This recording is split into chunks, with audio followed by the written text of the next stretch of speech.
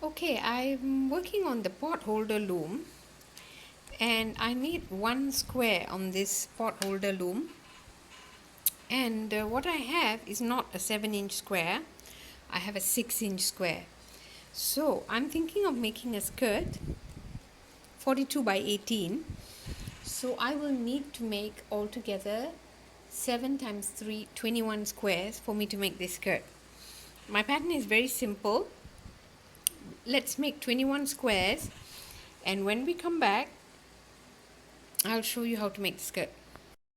The pattern for the skirt is very simple. You make 42 by 18 and you fold the top and put an elastic band on top.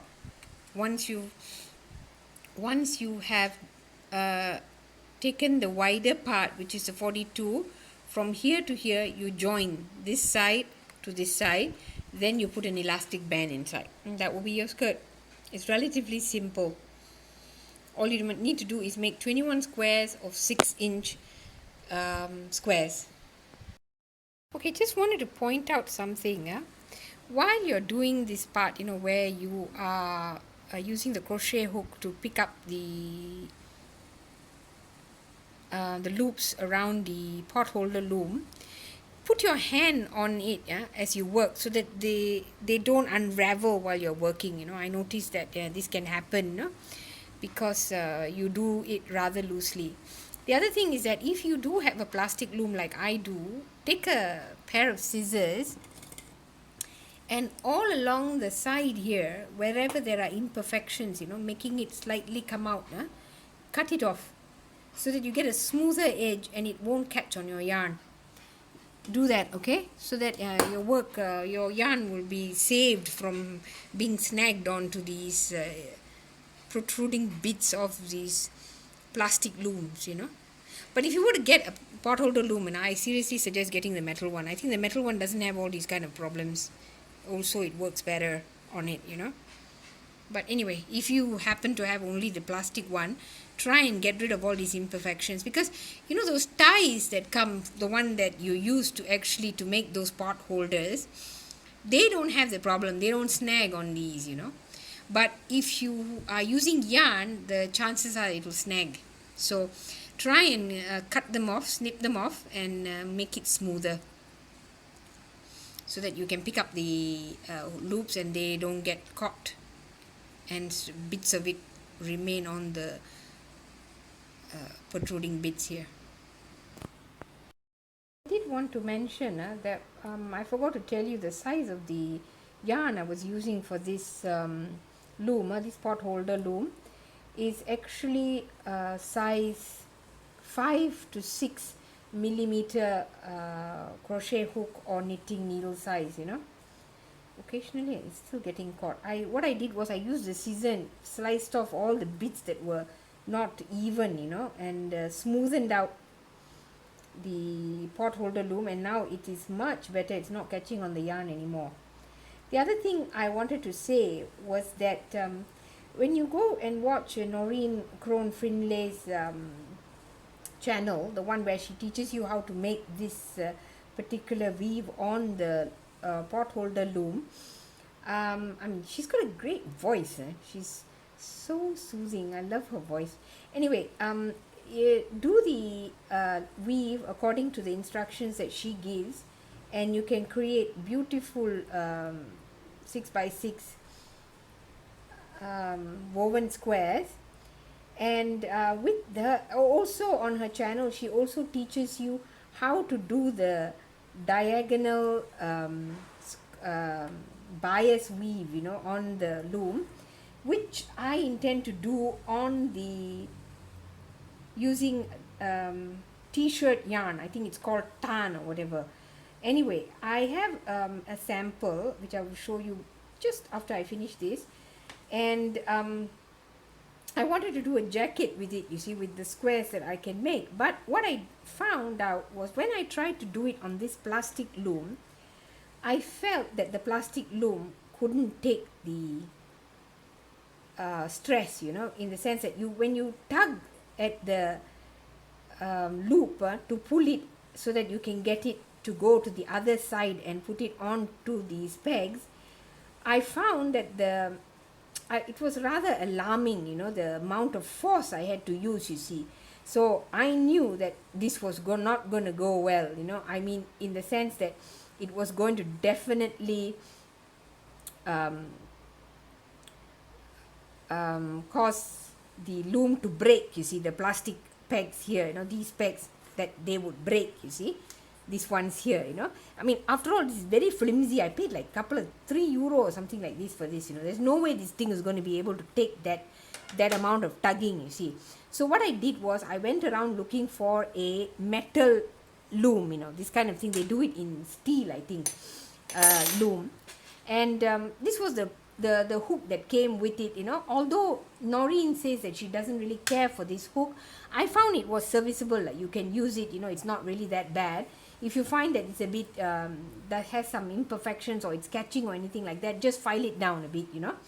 And perhaps, you know, you can also clean it a bit with some rubbing alcohol or something like that, you know. And then after that, when you use it, you won't have, initially when it came, it had a strong metal smell, you know. Anyway, that smell has gone. Probably I've inhaled it all. And also this part here, you know, wherever you can, you use a scissor like this, and then you just, you know, you cut off the, not the whole peg, you know, just cut off the parts like that, you know. You get these light, tiny pieces of this plastic come off, you know, which also probably I'm inhaling happily. And this really helps, you know. It really, when you do this, what happens is that it really smooths this thing off, you know. Before, I was getting, every time I tried to lift off the thing with the crochet hook, it was getting caught on every single peg, you know.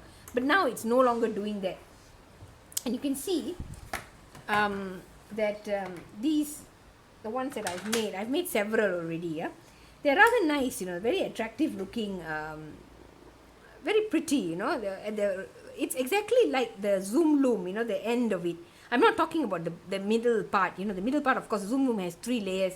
This one is only 2, but, you know, it's quite thick, you know. And it, you know, you can even fold it like that and sew it in those parts that you need less, you know, of. And so bear in mind, this is the 5 to 6 millimeter. It's 40 grams, and it's 5 to 6 millimeter crochet hook or knitting needle. And I could do, for every ball, I can do 3 of these squares inside, you know, with a little leftover after, you know. So the one I wanted to show you, the tarn, hang on, just a sec, is this. This is the tarn that I have, you know. So when I tried to use this on the loom, firstly I tried doing the same method, you know, of weaving. And what happened was that I found that it kept popping off. Probably because it's a little thick, you know, thicker than the thread, or probably because it's actually not rolled. That's going to take too much work, you see. But the diagonal, the bias weave, you can do it with this very easily, you know.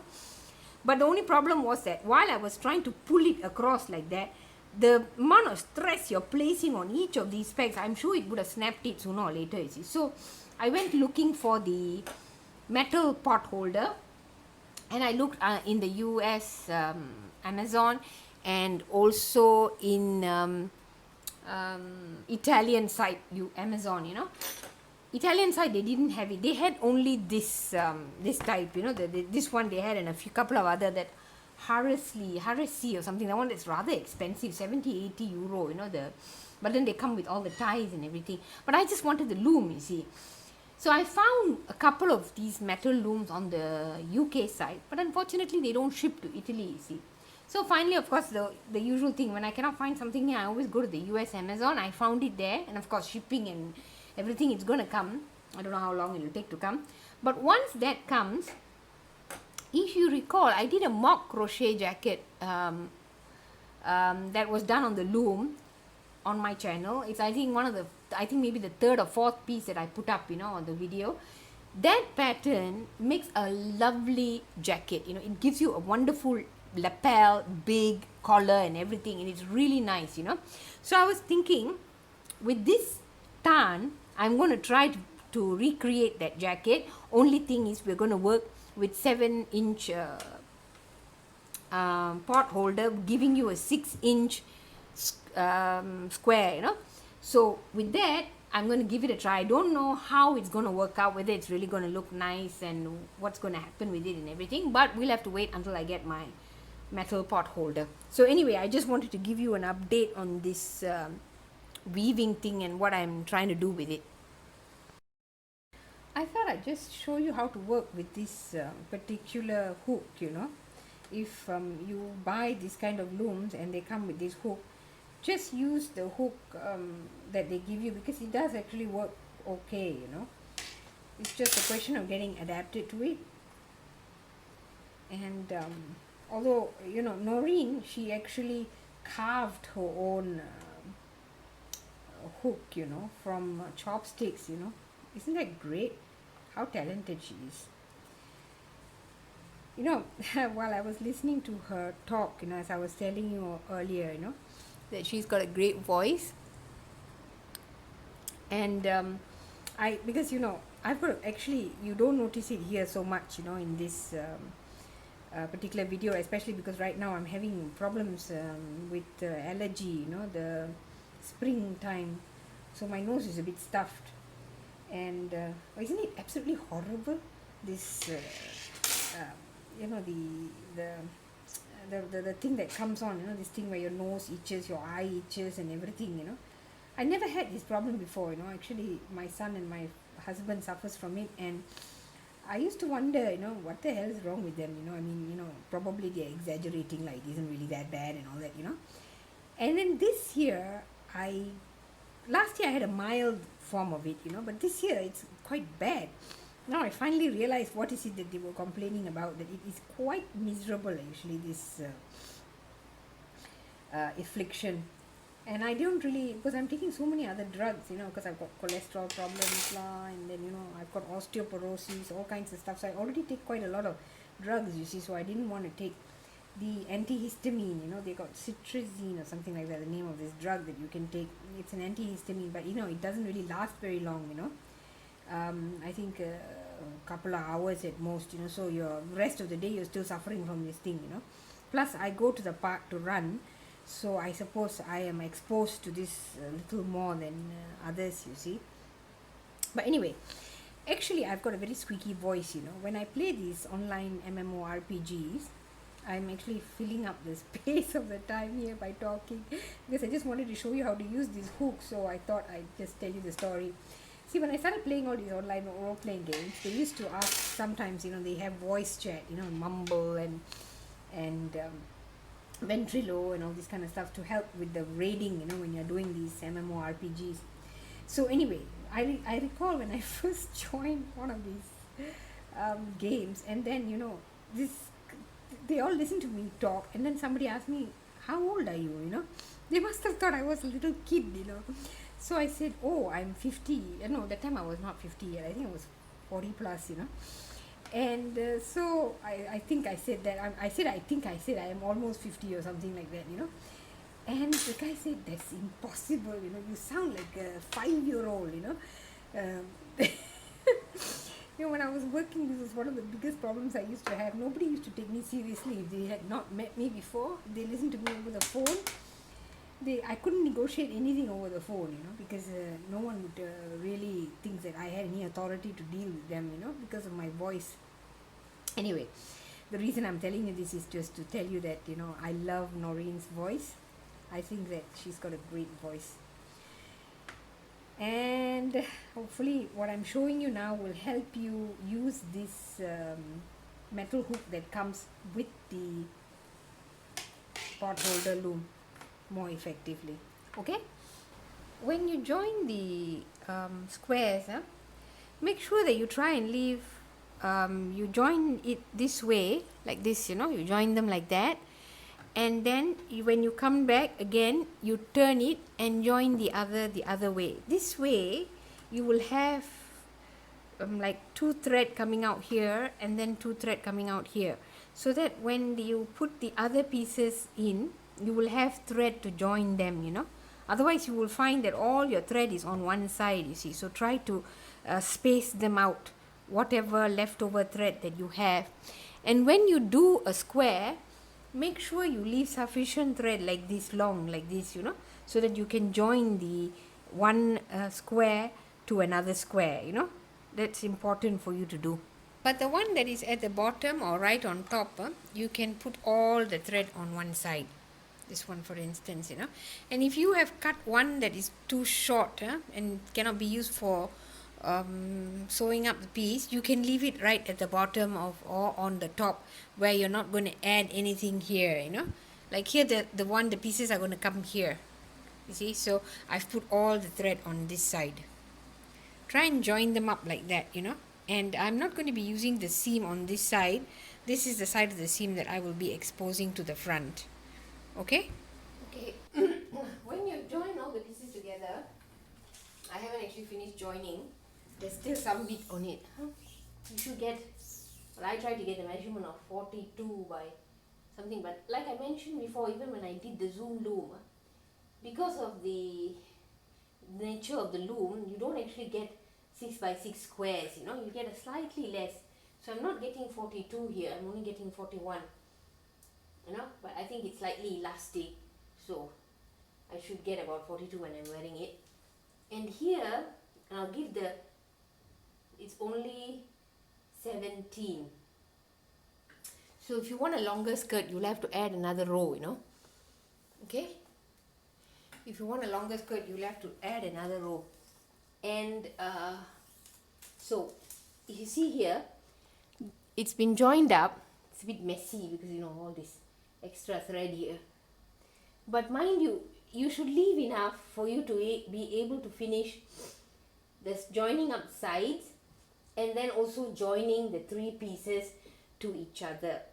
Now, one side you can leave it completely free of any of the dangling threads, you know, by joining in such a way that the threads all come out on this side. Okay, you do this because this side can be the bottom of your skirt. Okay, now once you finish what you need, or you can use either this side or this side, you know, if you want the joints, the edges of the square to be more prominent, then you use it with this side up. Some people prefer using it like that, you know. That's up to you, you know. If you find that you like it this way, then by all means do that, you know, because unlike the zoom loom, which doesn't have a actually defined edge, this one has a pretty defined edge, you know. Now, I don't know, I haven't decided yet which side I'm going to use. Okay, then what you do is you take this end and you join it here to this one. Join here. Then you get a skirt, you see, but you still haven't finished. After you've done that, fold it down a little bit. Fold it down, okay, if it's the other side you're using, fold it down by about how much your elastic is going to be, you know. Fold it down and use whatever thread you have left. Try and arrange it so you have a little bit left here, you know, so that you'll be able to join the thing to this and leave a small gap somewhere in the center like that, so that you can use a safety pin and a piece of elastic. And one sec, I'll show you the elastic I might use. Do I still have it here? Or did I pick it up? Yeah, that's right. This, you know, something like this, you can have an elastic this wide. So if it's that wide, make sure that when you make the space for it is there, you know. So after you've done that and added in the elastic, your skirt is done. That's all there is to it. So, okay, I think I wasn't very clear earlier. I just want to point out, you have to join everything and make it look like a skirt, you know, before you fold in this part here and for the elastic. Okay, so you make up the skirt first. That means join all the sides, everything done. Put all the additional, the ends inside, you know, the part where I decided to go with this side to be on the top. This is very much like doing patchwork, you know. And I also decided to neaten the bottom with a couple of rows of single crochet. My fallback option always, single crochet. Okay, so you just now I've joined everything. Now all I got to do is just fold this down and add in the seam for the elastic. The other advantage of adding single crochet here is that if your skirt doesn't need an additional length of one whole square, you can actually do a few rows of single crochet and get your length that way. You might be wondering, before I do the band for the elastic, all the, this loose thread that you find here at the back, now I know this is not advice I should be giving anybody, because this is really actually a very bad thing to do. In fact, the true knitters will tell you this is a horrible way to finish ends, but I have no patience to sew in all this multitude of little pieces everywhere. So I'm going to show you something which probably is considered to be blasphemy by the true knitters and everything, but this is what I do when I have granny squares and everything. What I do is that I do a surgeon's knot. I'll show you. This one especially, don't pull it too much, because some of the loose ends actually are these, You see this? Like this one. It's at the end there. So, at the end of a piece here, so if you were to actually pull it, you will actually scrunch up the square, you see? So, don't do that. Alright? Now, okay, so I'm going to show you my completely unorthodox method of working with ends. Now, what I'm going to do is I'm going to do a surgeon's knot. A surgeon's knot is a knot that will not come out for obvious reasons why they call it the surgeon's knot. Probably that's the knot they use when they do the operations and everything. Sorry, I keep on sniffing. I'm having very bad allergies. Okay, now something like this is too far apart, So what you need to do is to bring it a little closer. So just that part, you bring it a little closer. Alright, now here you are here now. What you do is you do first the overhand knot line, the normal knot that you would do here. Now when you go for the second knot, here's what you do. See this? You cross it, but on this side you do 2. This is called the surgeon's knot, and then as you're pulling it, watch the pieces. Now don't let that happen. Watch it. It must completely keep on doing that, until you get that nice look. You see, this one and this one, and you pull it tight. That's it. And if you want, you can finish it off with another surgeon's knot. If you want to be very, very secure, and then just use my lethal looking scissors. Funny, I won't believe I paid €1 for this. There, and you snip it off. That's it. Finish. See? That's how I finish my multitude. And you know how fast this is? It'll go in no time. You'll be finishing all these ends up in no time at all. So, just some very bad advice from me. I know I shouldn't be teaching you all these kind of things. It should be pure in my instructions and everything. But I tell you, can you imagine if you've got like 200 of these, like say you're doing a jacket or something like that, and you've got the zoom loom and all that, you've got maybe 100 over squares. Can you imagine the number of ends you're going to have to sew in? Jesus, I think in a very short time you'll give up. So that's why I'm telling you, this is a super duper method of finishing off the ends. There. Some surgeon will be proud of me. Okay. I've pinned it here, and I intend to use all these leftover strands to sew up the band, leaving a small gap so that I can put the elastic in. Okay? I hope it looks like a skirt. Kind of a raggedy skirt. It's finished, and I used a napkin pin to thread in the elastic, and well, happy looming.